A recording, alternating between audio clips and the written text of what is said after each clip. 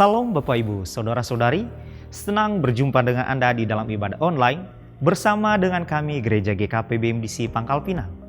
Bila ibadah ini telah menjadi berkat bagi Anda, silakan Bapak Ibu, Saudara-saudari membagikan link ibadah ini kepada keluarga, teman, atau kerabat Anda. Berikut MDC News.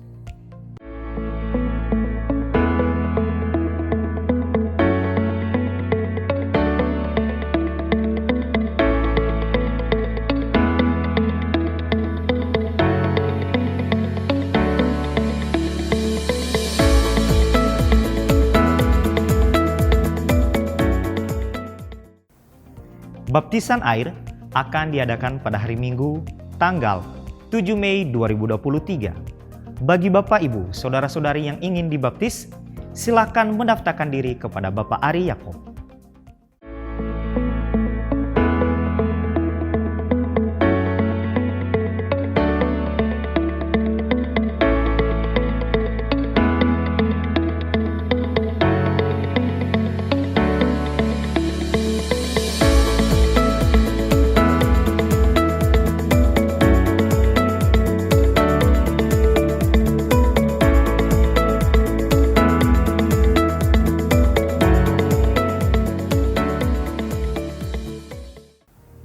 Family Day diadakan pada tanggal 18 Mei 2023.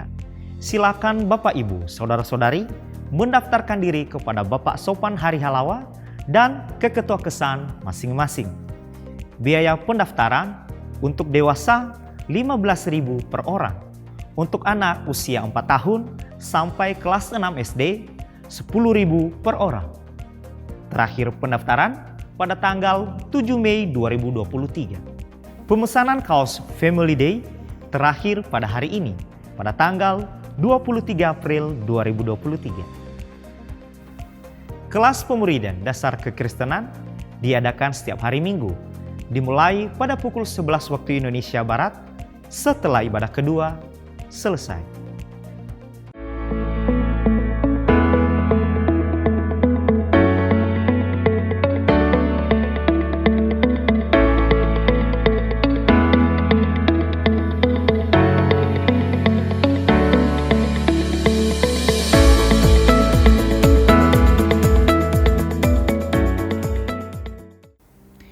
Mari kita membangun keintiman dan relasi kita dengan Tuhan dan menikmati hadiratnya. Menikmati embun surgawi yang diadakan setiap hari Selasa dan Kamis, dimulai pada pukul 5 sampai pukul 6 waktu Indonesia Barat.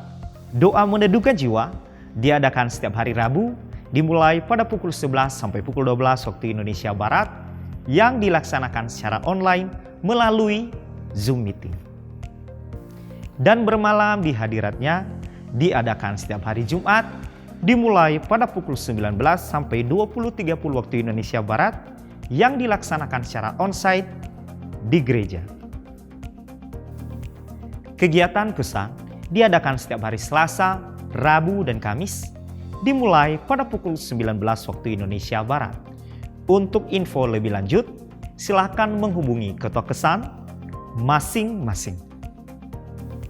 Bagi Bapak Ibu, Saudara-saudari yang akan memberikan persembahan umum, persembahan persepuluhan dan persembahan misi, serta persembahan untuk pembangunan, dapat mentransfer ke rekening yang tertera di layar.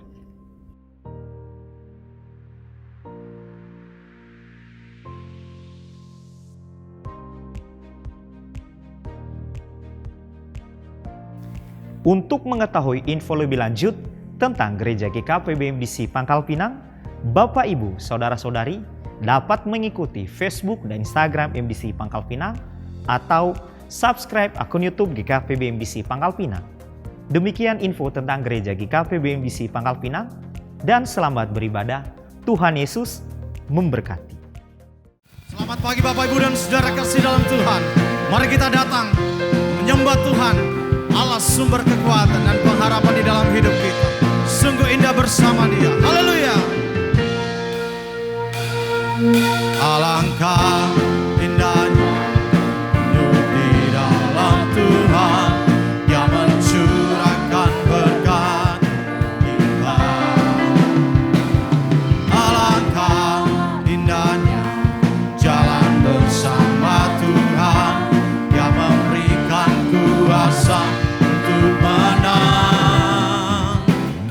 Yesusku dahsyat, ku tak ragu kepadamu.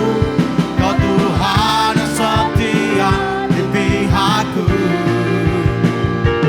Yesusku dahsyat, tak terbendung kuasamu. Kau yang terhebat, terbesar bagiku.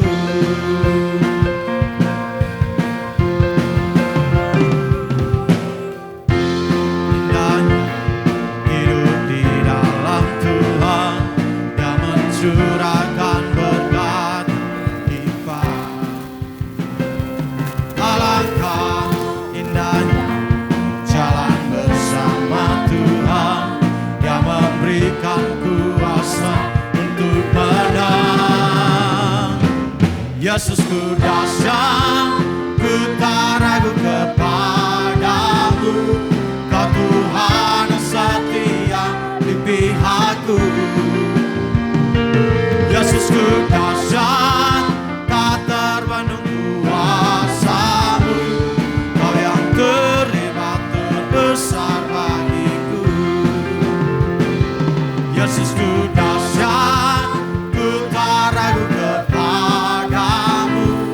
Kau Tuhan yang setia di pihakku. Yesusku dahsyat, tak terbendung kuasamu. Kau yang terhebat, terbesar bagiku. Yesusku dahsyat, ku tak ragu kepadamu. Kau Tuhan yang setia di pihakku. Yesusku dahsyat, tak terbendung kuasamu. Kau yang terhebat, terbesar bagiku. Kau yang terhebat, terbesar bagiku. Kau yang terhebat, kau yang terbesar. Kau yang terhebat, terbesar bagiku.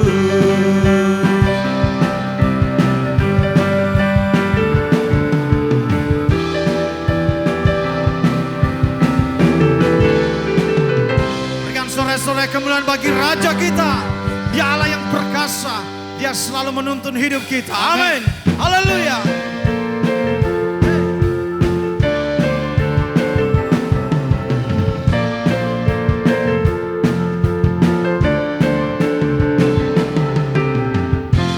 Yesus, kau kekuatan di hidupku. Takkan gentar langkahku. Kau angkat tanganku di saat ku jatuh. Kaulah sumber kuatku. Lembah yang kelam kan ku lewati, sebab Engkau sertaku. Dengan imanku ku diselamatkan oleh kuasa Yesusku. Angkat tanganku, ku sorakan haleluya. Namamu berkuasa, surga bumi nyatakan. Angkat tanganku, nyatakan kau hebat. Allah yang perkasa, perkasa selamat. Oh, oh, oh, oh, oh. Yesus, kau kekuatan di hidupku. Agar gentar langkahku. Angkat tanganku di saat ku jatuh. Kaulah sumber kuatku. Lembah yang kelam kan ku lewati, sebab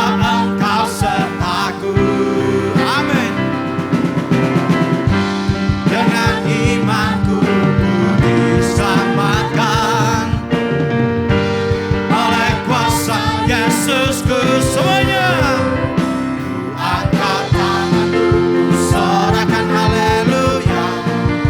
Namamu berkuasa, surga bumi nyatakan. Angkat tanganku, nyatakan kau hebat, Allah yang perkasa, berkuasa selamanya.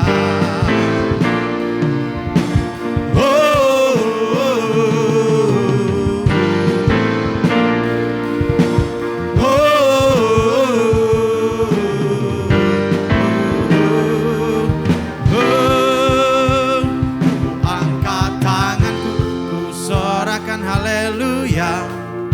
Namamu berkuasa, surga bumi nyatakan. Angkat tanganku, nyatakan kau hebat, Allah yang perkasa, berkuasa selamanya. Ku angkat tanganku, ku sorakan haleluya. Namamu berkuasa, surga bumi nyatakan. Ku angkat tanganku, nyatakan kau hebat, Allah yang perkasa, berkuasa selamanya.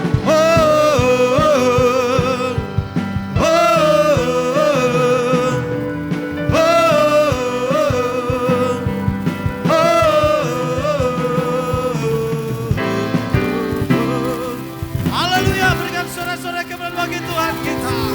Terima kasih Tuhan, terima kasih. Haleluya.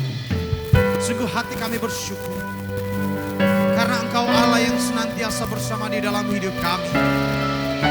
Di setiap musim hidup yang kami lalui, sungguh kami percaya tangan Tuhan yang senantiasa memegang hidup kami, sehingga kami tidak perlu takut dan khawatir karena Engkau menjamin masa depan kami. Terima kasih Tuhan. Haleluya.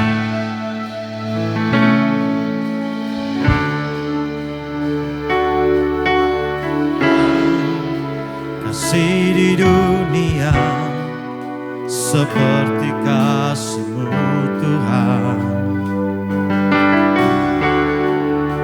Kau telah buktikan cinta-Mu padaku dengan penebusan.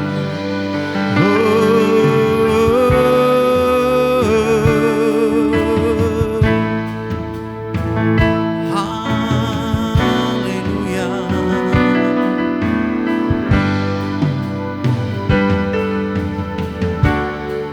Takkan pernah ada kasih di dunia seperti kasih-Mu Tuhan. Kau telah buktikan cinta-Mu padaku dengan penebusan-Mu.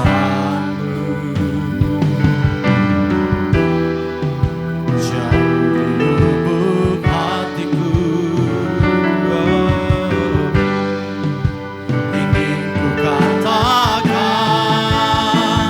Kau selalu ada dalam hatiku, menemani hidupku, memuji-Mu, menyembah-Mu selamanya. Itulah yang ku rindu.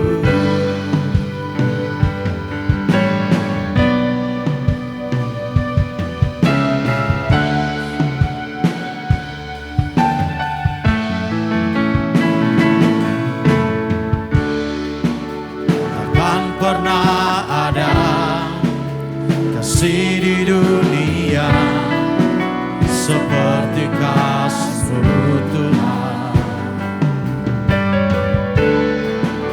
Kau telah buktikan cinta-Mu padaku dengan penebusan-Mu. Jauh di lubuk hatiku,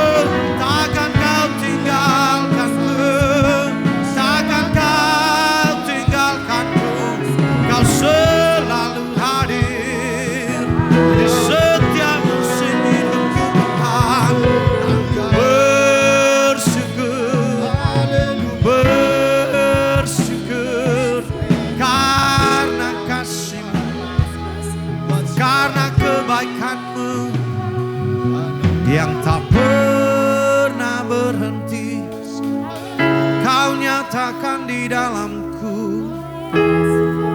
Ku bersyukur padamu dan takkan ku takut, takkan ku takut, karena Kau yang memegang hidupku, Kau yang bersamaku selalu. Oh Yesus Tuhan, Kau jamin hidupku, Kau jamin hidupku di dalam rencanamu. Oh, terima kasih Tuhan, terima kasih Yesus. Haleluya. Oh,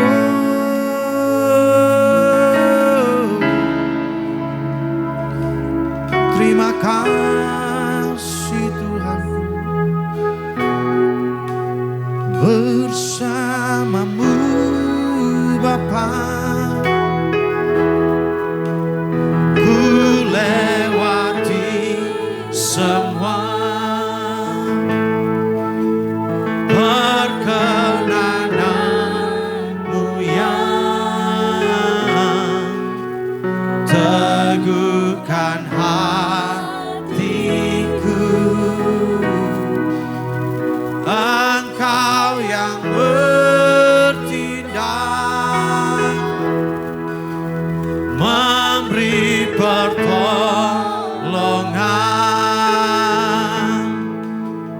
Anugerah-Mu besar melimpah bagiku. Bersamamu Bapa, ku lewati semua perkenananmu yang teguhkan hatiku. Engkau yang bertindak, memberi pertolongan.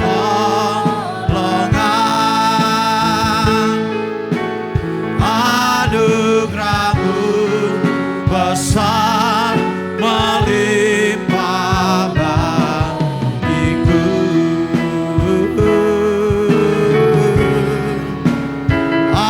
Anugerah-Mu besar melimpah bagiku.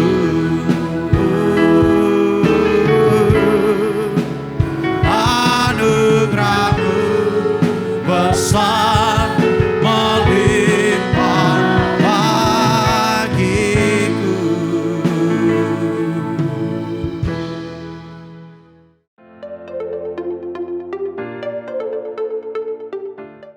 Salam, Ibu Bapak, Saudara-saudari yang saya kasihi di dalam Kristus Yesus Tuhan kita.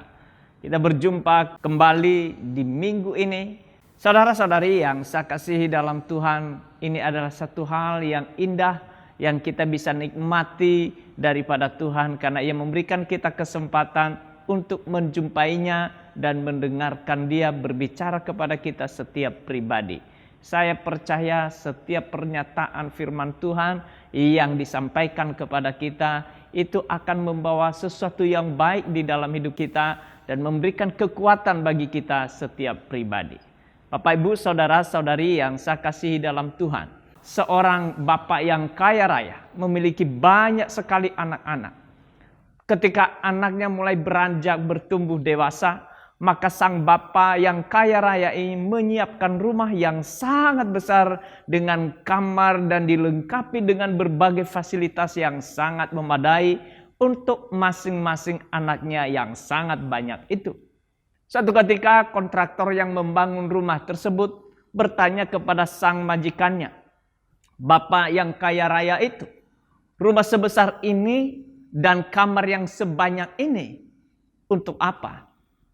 Bukankah anak-anakmu akan menikah dan suatu kali akan pergi meninggalkan rumah ini? Lalu bapak yang kaya raya berkata, betul, anak-anak saya akan menikah dan pergi meninggalkan rumah ini. Namun suatu saat mereka akan kembali ke rumah ini untuk berkumpul dengan saya, menikmati segala yang telah kusiapkan dan sediakan bagi mereka. Mereka akan berbahagia bersama denganku dan menikmati segala yang telah kusediakan bagi mereka itu. Bapak, Ibu, Saudara-saudari yang saya kasihi dalam Kristus, demikian juga Allah kepada kita. Ia telah menyediakan dan menyiapkan sesuatu bagi kita. Bahwasanya kerinduan hatinya untuk kita selalu bersama dengan Dia. Bapak, Ibu, Saudara-saudari yang saya kasihi dalam Kristus, Allah adalah pribadi yang tak tertandingkan keagungan, kebesaran, kejayaan, kemuliaan, kesucian, dan kasih sayangnya atas kita. Ia telah datang ke dunia ini mengambil rupa seorang hamba dan menjadi sama dengan manusia, dan di dalam keadaannya sebagai manusia, ia taat, bahkan taat sampai mati di kayu salib, dikubur, dan 3 hari kemudian Allah membangkitkannya dari antara orang mati, dan selama 40 hari ia menampakkan diri dan bersama-sama dengan murid-muridnya, kemudian ia naik ke sorga. Sebelum naik ke sorga, ia berkata kepada murid-muridnya, sebagaimana yang dituliskan di dalam Yohanes 14 ayat 1 sampai dengan ayat 6. Dikatakan, janganlah gelisah hatimu, percayalah kepada Allah, percayalah juga kepadaku. Di rumah Bapakku banyak tempat tinggal. Jika tidak demikian, tentu aku mengatakannya kepadamu. Sebab aku pergi ke situ untuk menyediakan tempat bagimu. Dan apabila aku telah pergi ke situ dan telah menyediakan tempat bagimu, aku akan datang kembali dan membawa kamu ke tempatku, supaya tempat di mana aku berada, kamu pun berada. Sahabat, guru teladan, dan sekaligus Tuhan yang begitu akrab dengan murid-muridnya, pernah mengalami kehilangan yang sangat menyedihkan oleh karena kematian yang sangat tragis, yaitu mati di salib. Mati di salib bukan karena dosa dan kejahatannya, tetapi untuk menyelamatkan manusia dari kebinasaan oleh karena dosa dan kejahatan manusia itu sendiri. Dengan kata lain, karena kasih Allah Bapa di dalam Kristus Yesus kepada kita. Ia rela mati di salib agar kita tidak binasa, melainkan beroleh hidup yang kekal. Setelah mati di salib, Yesus Kristus dikubur. Harapan para murid kepada Tuhan Yesus, Sang Guru, sahabat, dan teladan, seperti menjadi sirna. Di antara para murid mulai ada yang kehilangan arah, sehingga sebagian di antara mereka kembali kepada hidup lama mereka sebelum berjumpa dengan Yesus. Mereka kembali menjadi nelayan, penjala ikan, bukan lagi menjadi penjala manusia. Namun para murid-murid kembali mengalami kecemasan karena sahabat teladan Sang Guru Tuhan kembali meninggalkan mereka, tapi kali ini bukan untuk mati tetapi pulang kembali ke rumah Bapa di surga. Sementara mereka masih tinggal di bumi, rasa cemas kembali meliputi mereka. Namun itu sesaat saja, sebab 3 hari kemudian Yesus bangkit di antara orang mati, kemudian menjumpai para murid-muridnya. Para murid-murid kembali mengalami gairah, kembali bersemangat kepada panggilan Allah atas hidup mereka, dan mengikuti Kristus mulai bersemi kembali. Kalau saja dalam 3 hari Yesus berpisah dengan mereka karena mati dan kemudian dikuburkan, namun sebelum Yesus bangkit dari kematian, di antara murid-murid itu ada yang kehilangan arah hidup, kembali menjadi nelayan. Lalu seperti apa hidup murid-murid di saat Yesus berpisah dengan mereka yang tidak tahu kapan akan Dia kembali? Dalam rasa cemas, gelisah para murid-muridnya itulah Yesus berkata kepada mereka, jangan gelisah hatimu, namun percaya, berharap kepada setiap perkataan dan pernyataan janji Yesus kepada mereka, bahwa kepergian Yesus Kristus meninggalkan mereka kali ini ke rumah Bapa di surga adalah untuk menyediakan dan menyiapkan tempat bagi mereka. Yesus Kristus menghendaki di mana Yesus berada, di situ juga murid-muridnya berada. Dan karenanya setelah Yesus Kristus menyiapkan tempat itu, maka ia akan datang kembali untuk menjemput para murid-muridnya pulang dan tinggal bersama-sama dengannya di rumah Bapa di sorga. Untuk pulang ke sana, Allah menyediakan jalan dan hanya satu-satunya jalan untuk itu, yaitu Yesus Kristus. Dia berkata, "Akulah jalan, kebenaran, dan hidup. Tidak ada seorang pun datang kepada Bapa kalau tidak melalui aku." Kedatangannya yang kedua kali inilah dibutuhkan sikap hati yang benar terhadap setiap pernyataan dan perkataan Yesus Kristus untuk tetap percaya. Kedatangan Yesus Kristus yang kedua kali ke bumi ini untuk menjemput setiap orang yang percaya dibutuhkan penantian dengan kesetiaan yang sungguh-sungguh. Kesetiaan untuk menantikan kedatangannya yang kedua kali bukan hal yang mudah. Karena kapan ia akan datang kedua kalinya tidak seorang pun tahu. Bahkan Yesus pun tidak tahu selain Allah Bapa yang mengetahuinya. Menanti adalah sesuatu pekerjaan yang membosankan. Terlebih bila hal itu kita tidak tahu waktu kapan akan datangnya. Dengan demikian, apa yang harus kita lakukan dalam penantian kita akan kedatangannya? Sikap seperti apa yang harus kita miliki? Dan bagaimana sikap kita tetap terjaga sampai kita berjumpa dengan Kristus pada waktu kedatangannya yang kedua kali, serta membawa kita ke rumah Bapa di sorga dan tinggal bersama-sama dengannya? Dalam penantian itulah penting hal yang pertama adalah percaya dengan sungguh-sungguh kepada Allah dan janji-janjinya. Kesungguhan hati kita untuk mempercayai seseorang atas perkataan dan pernyataan akan terlihat sejauh mana kita dengan sabar menanti dengan setia orang tersebut dengan segala janjinya sampai digenapinya. Sikap kesetiaan dalam penantian dibutuhkan kesungguhan hati yang sungguh-sungguh. Tidak bimbang dan ragu bahwa janji itu pasti sanggup dan mampu dilaksanakannya. Yesus Kristus dengan janji-janjinya tidak hanya sanggup ia melaksanakannya, tetapi juga kesetiaannya terhadap janjinya itu. Yesus Kristus adalah pribadi yang setia dan sanggup melaksanakan janji-janjinya. Kalau saja Yesus Kristus sanggup menebus dosa dengan rela mati di salib, bahkan lebih dari itu, maut yang tak tertaklukkan oleh siapapun, Yesus telah membuktikan bahwa maut itu pun ditaklukkannya. Yesus Kristus adalah Raja alam semesta dan seluruh tunduk kepada Dia, termasuk maut sekalipun. Dia adalah pribadi yang mengendalikan segala isi jagat raya ini.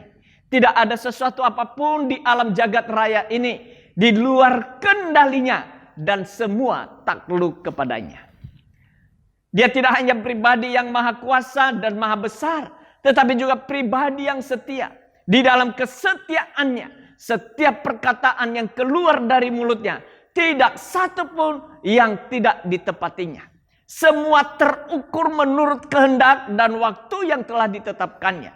Dia tidak pernah mengulur-ulur dan juga tidak pernah terlalu cepat untuk menggenapi dan menyatakan setiap janji-janjinya. Tidak terlupakan dan melupakan apa yang pernah keluar dari mulutnya. Setiap perkataannya dijamin bahwa pasti digenapinya. Yesus berkata sebagaimana yang ditulis oleh dalam kitab Matius 24 ayat 35 sampai dengan 36 dikatakan, langit dan bumi akan berlalu, tetapi perkataanku tidak akan berlalu. Tetapi tentang hari dan saat itu tidak ada seorang pun yang tahu. Malaikat-malaikat di sorga tidak, dan aku pun tidak. Hanya Bapa sendiri. Yesus Kristus memberikan suatu jaminan akan setiap perkataannya, bahwa tidak ada satupun yang diabaikan dan dilupakannya. Semuanya pasti digenapi, bahkan perkataannya kekal sampai selama-lamanya. Melalui Nabi Yesaya, Allah mempertegas dan menjamin bahwa apa yang keluar dari mulutnya tidak akan kembali dengan sia-sia dan akan terlaksana apa yang dikehendakinya. Sebagaimana yang ditulis dalam Yesaya 55 ayat 11. Dikatakan, demikianlah firmanku yang keluar dari mulutku. Ia tidak akan kembali kepadaku dengan sia-sia, tetapi ia akan melaksanakan apa yang ku kehendaki dan akan berhasil dalam apa yang kusuruhkan kepadanya. Yesus Kristus adalah Allah yang sangat layak dan sangat patut dipercaya, sebab Dia adalah Allah yang satu-satunya sanggup dan setia kepada janji-janjinya. Hal yang kedua, dalam penantian kita akan kedatangannya kedua kali, berjalan dan hidup menurut tuntunannya.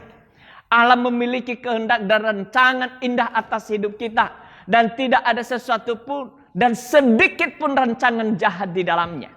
Kehendaknya adalah mendatangkan damai sejahtera dan masa depan yang penuh harapan atas kita. Yang dituliskan dalam Yeremia 29 ayat 11.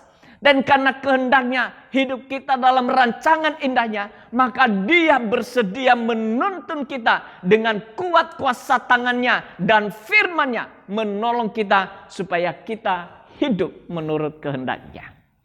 Sebelum Ia naik ke surga, Yesus Kristus berpesan kepada murid-muridnya agar tidak meninggalkan Yerusalem, sebab apa yang telah dijanjikan oleh Bapa di sorga kepada murid-muridnya, yaitu Roh Kudus, akan segera turun atas mereka untuk menolong dan memimpin mereka kepada seluruh kebenaran.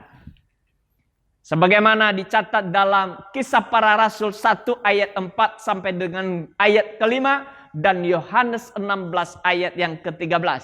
Tetapi apabila Ia datang, yaitu Roh kebenaran, Ia akan memimpin kamu ke dalam seluruh kebenaran. Sebab Ia tidak akan berkata-kata dari dirinya sendiri, tetapi segala sesuatu yang didengarnya, itulah yang akan dikatakannya, dan Ia akan memberitakan kepadamu hal-hal yang akan datang. Ia memberikan kita seorang penolong yang setia untuk memimpin kita kepada seluruh kebenarannya, agar kita hidup dalam rancangan indahnya yang penuh dengan damai sejahtera dan penuh harapan, sampai kita memperoleh semua yang telah dijanjikannya di dalam Kristus Yesus Tuhan kita. Itu juga yang dituliskan oleh Paulus dalam Efesus 1 ayat 14. Roh Kudus memimpin kita kepada seluruh kebenaran, dan kebenaran itu memberikan kita hidup damai sejahtera dan ketenangan sampai selama-lamanya.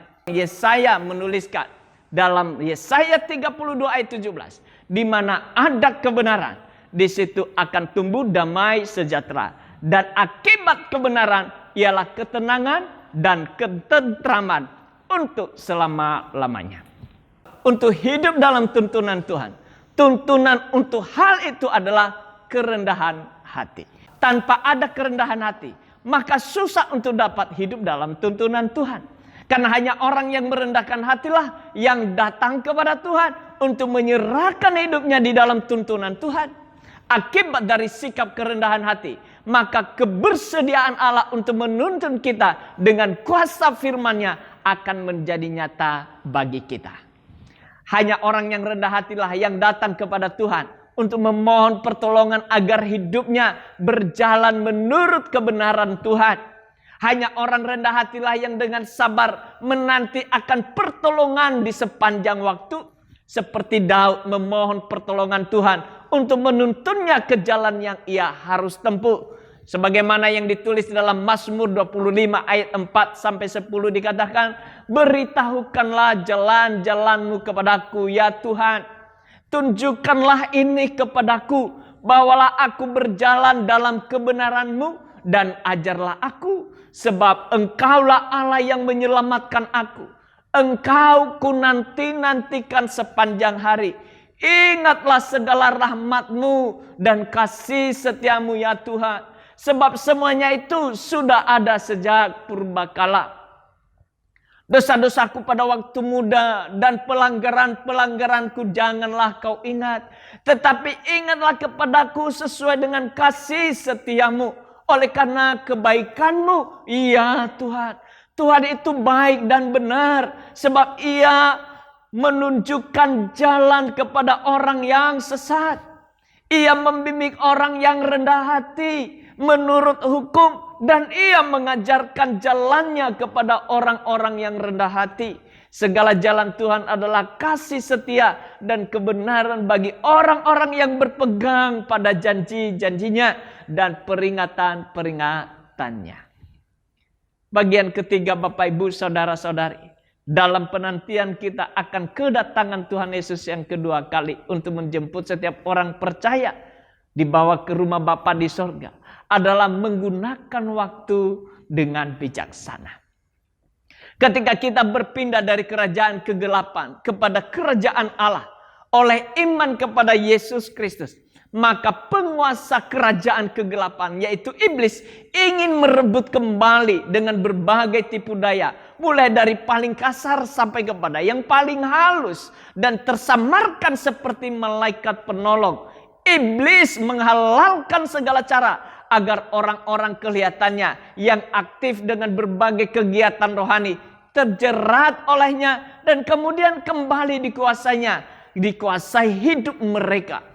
Saudara-saudari yang saya kasihi dalam Tuhan, salah satu cara iblis yang tak disadari banyak orang, yaitu adalah menjadi aktivis rohani, adalah kesibukan kegiatan rohani. Orang berpikir dengan aktif sana sini untuk kegiatan rohani, maka mereka akan terhindar dari tipu daya muslihat iblis. Di permukaan seperti indah, tetapi bagian dalam batinnya menjadi kopong dan rapuh. Bagian luar dirawat sedemikian rupa dengan berbagai kesibukan rohani, sementara bagian batinnya berantakan dan tidak keruan.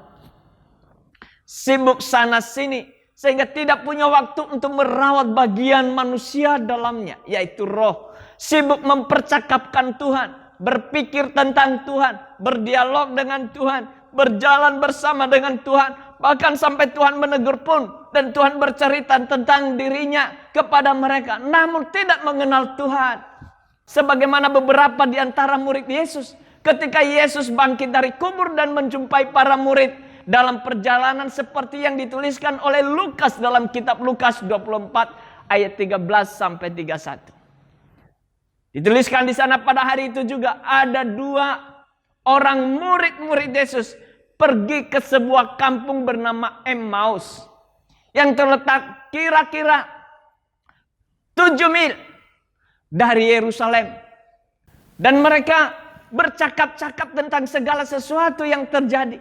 Ketika mereka sedang bercakap-cakap dan bertukar pikiran, datanglah Yesus sendiri mendekati mereka, lalu berjalan bersama-sama dengan mereka. Tetapi ada sesuatu yang menghalangi mata mereka, sehingga mereka tidak dapat mengenal Dia. Yesus berkata kepada mereka, "Apa yang kamu percakapkan sementara kamu berjalan?" Maka berhentilah mereka dengan muka muram. Seorang dari mereka namanya Kleopas menjawabnya, "Adakah engkau satu-satunya orang di Yerusalem yang tidak tahu apa yang terjadi di situ pada hari-hari belakangan ini?" Katanya kepada mereka, "Apakah itu?" Jawab mereka, "Apa yang terjadi dengan Yesus orang Nazaret? Dia adalah seorang nabi yang berkuasa dalam pekerjaan, dalam perkataan di hadapan Allah dan di depan seluruh bangsa kami. Tetapi imam-imam kepala dan pemimpin-pemimpin kami telah menyerahkan Dia untuk dihukum mati dan telah mereka menyalibkannya. Padahal kami dahulu mengharapkan bahwa Dialah yang datang untuk membebaskan bangsa Israel. Tetapi sementara itu telah lewat 3 hari sejak semuanya itu terjadi. Tetapi beberapa perempuan dari kalangan kami telah mengejutkan kami. Pagi-pagi buta mereka telah pergi ke kubur dan tidak menemukan mayatnya. Lalu mereka datang dengan berita bahwa telah kelihatan kepada mereka malaikat-malaikat yang mengatakan bahwa ia hidup. Dan beberapa teman kami telah pergi ke kubur itu dan mendapati bahwa memang benar yang dikatakan perempuan-perempuan itu. Tetapi dia tidak mereka lihat. Lalu ia berkata kepada mereka, "Hai kamu orang bodoh, betapa lambannya hatimu sehingga kamu tidak percaya segala sesuatu yang telah dikatakan para nabi. Bukankah Mesias harus menderita semuanya itu untuk masuk ke dalam kemuliaannya? Lalu ia menjelaskan kepada mereka apa yang tertulis tentang dia dalam seluruh kitab suci. Mulai dari kitab-kitab Musa dan segala kitab nabi-nabi. Mereka mendekati kampung yang mereka tuju. Lalu ia berbuat seolah-olah hendak meneruskan perjalanannya. Tetapi mereka sangat mendesaknya. Katanya, tinggallah bersama-sama dengan kami. Sebab hari telah menjelang malam dan matahari hampir terbenam. Lalu masuklah ia untuk tinggal bersama-sama dengan mereka. Waktu ia duduk makan dengan mereka, ia mengambil roti, mengucap berkat, lalu memecah-mecahkannya dan memberikannya kepada mereka. Ketika itu terbukalah mata mereka dan mereka pun mengenal dia. Tetapi ia lenyap di tengah-tengah mereka. Mengapa sampai hal itu terjadi? Dalam perjalanan, dalam percakapan, mereka mempercakapkan Yesus. Mereka berpikir tentang kejadian yang terjadi kepada Yesus. Dan kemudian Yesus menjumpai mereka. Yesus bercakap-cakap dengan mereka. Yesus tinggal bersama dengan mereka. Bahkan Yesus menegur mereka. Tetapi kok mereka sampai tidak mengenal Yesus? Saudara-saudari yang saya kasihi dalam Tuhan. Mengapa sampai hal itu terjadi? Jawabannya adalah sibuk. Tidak memberi dan menyediakan waktu dengan benar-benar meneduhkan jiwa dan hatinya di hadapan Tuhan. Untuk mendengar, memperhatikan, menyimak sebaik-baiknya sampai ia mengenal Tuhan dengan benar. Lukas 24 ayat 30 sampai 31 dikatakan, waktu ia duduk makan dengan mereka, ia mengambil roti, mengucap berkat, lalu memecah-mecahkannya dan memberikannya kepada mereka. Ketika itu terbukalah mata mereka dan mereka pun mengenal dia. Tetapi ia lenyap dari tengah-tengah mereka. Bapak, ibu, saudara-saudari yang saya kasihi dalam Tuhan. Duduk makan semeja dengan Tuhan adalah merupakan sesuatu kekhususan. Dan menyediakan dan menyiapkan waktu yang sungguh-sungguh untuk hal itu. Tanpa memikirkan hal yang lain. Harus ada interaksi antara pribadi kita dengan Tuhan. Secara khusus tanpa terganggu dan diganggu oleh apapun. Agar dapat sama-sama menikmati segala yang terhidangkan di depan kita bersama dengan Tuhan. Ada quality time yang sungguh-sungguh terkhusus hanya di saat bersama di meja makan tersebut. Sampai kita mengenal Tuhan dan kehendaknya dengan baik dan benar. Itu sebabnya Paulus mengatakan dalam Efesus 5 ayat 15 sampai 19.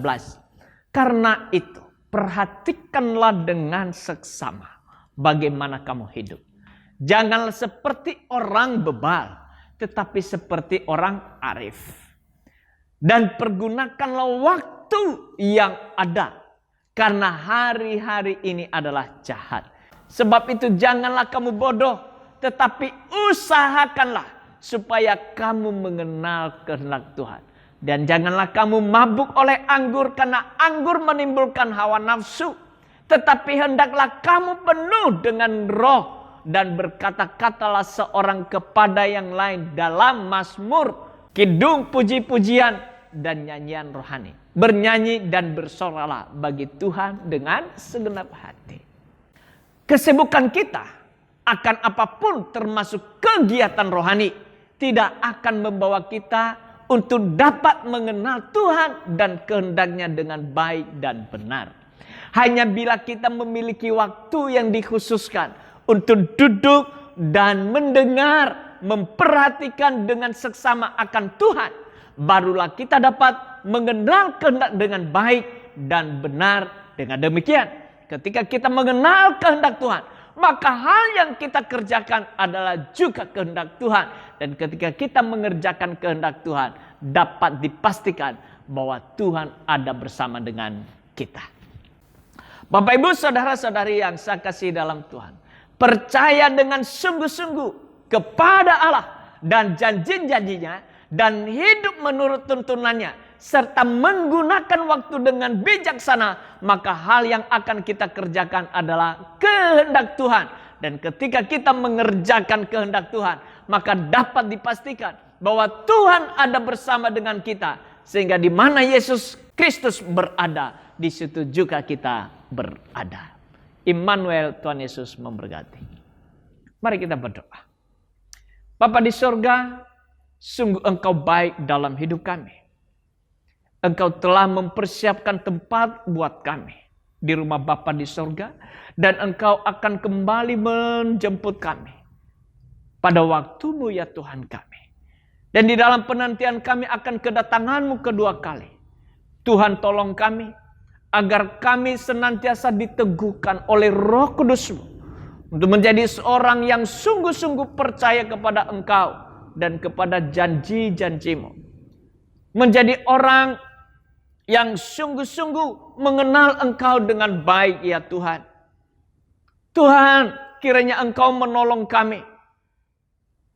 Kiranya Tuhan menuntun kami dan kami hidup di dalam tuntunan. Kiranya Tuhan tolong kami untuk kami tetap menggunakan waktu ini sebijaksana mungkin. Sehingga kami dapat mengenal kehendak-Mu. Kami dapat mengenal akan rencana-Mu, rancangan indah-Mu dalam setiap hidup kami. Sehingga ketika kami mengenal kehendak-Mu dan kami diberikan kekuatan untuk mengerjakan kehendak-Mu itu, maka hal yang kami akan dapatkan, Engkau selalu bersama dengan kami, dan kami akan bersama dengan-Mu sampai kepada akhir kesudahan zaman. Seperti kerinduan-Mu, keinginan-Mu kepada setiap orang percaya kepada Engkau. Bahwa di mana Engkau berada, disitulah murid-murid-Mu berada. Sungguh biarlah itu kami bisa hidup di dalamnya ya Tuhan kami. Oleh pertolongan-Mu. Melalui Roh Kudus-Mu yang Engkau berikan kepada kami. Di dalam nama Tuhan Yesus Kristus kami bersyukur dan berdoa. Amin. Bersamamu Bapa, ku lewati semua perkenanan-Mu yang teguhkan hatiku. Engkau yang bertindak, memberi pertolongan.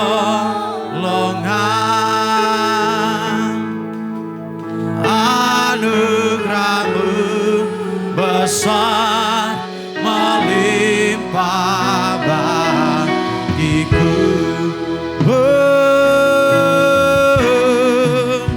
Bersama-Mu Bapa, ku lewati semua perkenanan-Mu yang teguhkan hatiku. Engkau yang bertindak, memberi pertolongan.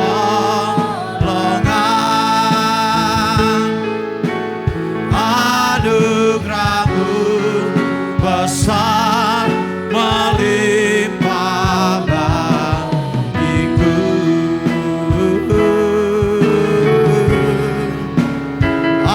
Anugerah-Mu besar melimpah bagiku.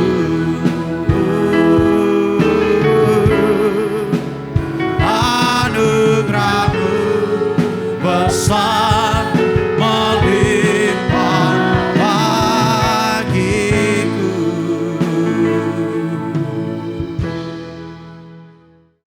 Mari kita akhiri ibadah kita hari ini. Terima kasih ya Tuhan buat segala kebaikan Tuhan bagi kami. Karena Tuhan memberikan kami kesempatan untuk beribadah, memuji, menyembah Engkau. Dan membawa sebagian berkat-Mu sebagai korban syukur kami kepada Engkau. Kiranya ini berkenan di hadapan Tuhan. Kami memohon kepada Tuhan juga akan kebenaran firman-Mu yang telah kami dengar. Biarlah terus itu tertulis di dalam hati kami. Dan Engkau taruh di akal budi kami. Sehingga firman-Mu itu menjadi kekuatan kepada kami. Menjadi terang bagi jalan kami. Menjadi pelita bagi kami. Sehingga kami hidup dalam tuntunan Tuhan. Dalam rencana Tuhan. Dan di dalam kehendak Tuhan. Sampai kepada akhir kesudahan zaman. Dan kami selalu bersama dengan Engkau. Terima kasih ya Tuhan buat hari ini. Segera kami akan mengakhiri ibadah ini. Kami percaya Allah yang hidup terus menyertai bahkan memberkati kami. Itu sebabnya kami mengangkat kedua belah tangan kami. Jemaat Tuhan, mari arahkan hidupmu kepada Dia. Dan biarlah kedua belah tanganmu Engkau angkat, Allah yang hidup menyertai dan memberkati engkau. Pulanglah dan bawalah berkat dari Allah Bapa yang mengasihi engkau dalam Kristus Yesus Tuhan kita. Dan yang menyertai, memimpin dan menuntun engkau di dalam persekutuan Roh Kudus. Sehingga apapun yang engkau buat, dibuatnya engkau berhasil dan beruntung. Tuhan memberkati engkau dan melindungi engkau. Tuhan menyinari engkau dengan wajahnya dan memberikan engkau kasih karunia-Nya. Tuhan menghadapkan wajahnya kepadamu dan memberikan engkau damai sejahtera. Hari ini sampai untuk selamanya. Di dalam nama Tuhan Yesus Kristus yang diberkati Tuhan berkata bersama. Amin. Selamat hari Minggu, Tuhan Yesus memberkati.